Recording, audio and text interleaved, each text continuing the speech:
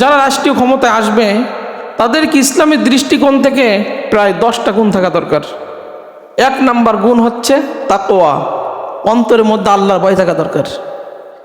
অন্তরের মধ্যে কি? আল্লাহর ভয়। আল্লাহ রাব্বুল আলামিন বলে, ইন্না আকরামাকুম ইনদাল্লাহি আতকাকুম, তোমাদের মধ্যে সম্মানিত ওই ব্যক্তি যার অন্তরের মধ্যে আমি আল্লাহর ভয় আছে। যে ব্যক্তি যদি আল্লাহর ভয় নিয়ে কাজ করে, ওই ব্যক্তি কখনো দুর্নীতি করতে পারে, চাঁদাবাজি করতে পারে না, জনগণের হক নিশ্চিত সে করতে পারে। 2 নাম্বার যোগ্যতা ও জ্ঞান সম্পন্ন হতে হবে। কারণ অযোগ্য ব্যক্তিকে দেওয়া মানে, একটা হাদিস বললে আপনারা বুঝবেন যোগ্যতা কেন লাগবে। মুহাম্মদ রাসূলুল্লাহ সাল্লাল্লাহু আলাইহি ওয়াসাল্লাম সাহাবীদের নিয়ে বসে আছেন। বসে থাকলে একজন লোক এসে জিজ্ঞেস করছে, ইয়া রাসূলুল্লাহ সাল্লাল্লাহু আলাইহি ওয়াসাল্লাম, কিয়ামতের একটা আলামত আপনি আমার শোনান, কিয়ামতের একটা আলামত। নবীজি কথা চালাই গেলেন। তা লোকেরা চিন্তা করলো নবীজি মনে হয় প্রশ্নকারীর কথা শুনতে পায় নাই। তো নবীর কথা শেষ হলে নবী বলছেন, প্রশ্নকারী কোথায়? সাহাবী বলতেছে, আমি উপস্থিত ইয়া রাসূলুল্লাহ সাল্লাল্লাহু আলাইহি ওয়াসাল্লাম। নবীজি বলেন, তুমি না জানতে চেয়েছো যে কিয়ামতের একটা আলামত? কিয়ামতের একটা আলামত হলো শেষ জামানায় মানুষ অযোগ্য অদক্ষ এই সমস্ত লোকদেরকে দায়িত্বভার দেবে। এই সমস্ত লোকরা কি করবে? নির্বাচিত হয়ে যাবে। যোগ্য দক্ষ লোক এটা আসবে না। চিন্তা করছেন? এটা একটা কিয়ামতের আলামত। কারণ যোগ্যতা সম্পন্ন ব্যক্তি এটা মানুষ তার দায়িত্ব দিতে চাবে। অযোগ্য অদক্ষ টাকা পয়সা দিয়ে এইগুলো দিয়ে তারা নির্বাচিত হয়ে যাবে। মুহাম্মদ রাসূলুল্লাহ সাল্লাল্লাহু আলাইহি ওয়াসাল্লাম এরপরে রাষ্ট্রের যারা দায়িত্বশীল হবে, 3 নাম্বার তাদের মধ্যে আমানতদারিতা থাকতে হবে। আমানতদারিতা তাদের মধ্যে থাকতে হবে, এটা খুব একটা গুরুত্বপূর্ণ গুণ। আমানতদারিতা তাদের মধ্যে থাকতে হবে। 4 নাম্বার হচ্ছে আপনার ইনসাফ ও ন্যায় বিচার করার মানসিকতা থাকতে হবে।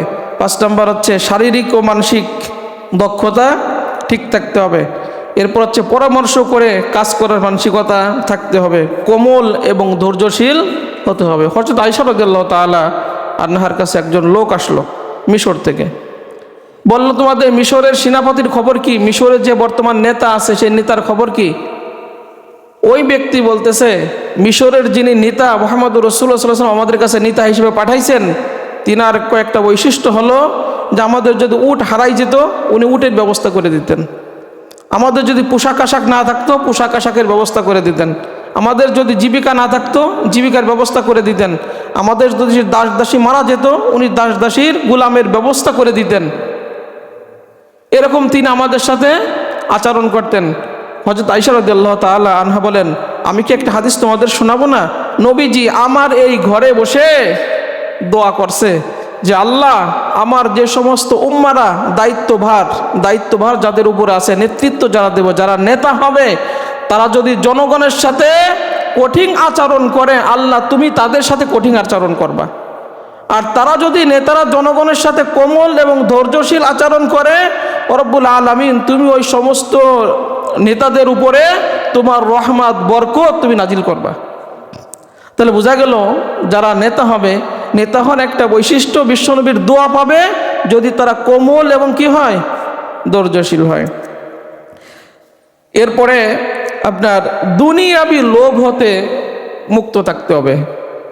দুনিয়াবি লোভ, নবীজি বলেন যে একটা নেকড়ে, একটা বাঘকে যদি ছাগলের পালের মধ্যে দিয়ে দেওয়া হয়, ছাগলের পালে, তাহলে ও যতটা না ক্ষতি করে, দুনিয়ার লোভ আর সম্পদের লোভ আর ক্ষমতার লোভ একজন মানুষের ঈমানটা তার চাইতে বেশি ক্ষতি করে। চিন্তা করছেন? তার চাইতে বেশি ক্ষতি করে। এই জন্য দুনিয়ার লোভ এটা থাকা যাবে না। যারা দায়িত্বশীল আসবে, যারা নেতৃত্ব দেবে, যারা নেতা হবে, তাদের মধ্যে এই দুনিয়ার লোভ না থাকা চাই।